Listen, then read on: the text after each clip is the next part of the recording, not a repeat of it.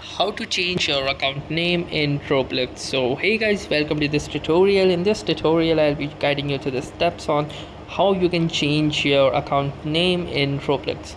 So in order to start, the first thing that you will need to do is simply tap and open your Roblox application by clicking onto the app icon, and this will launch your Roblox application.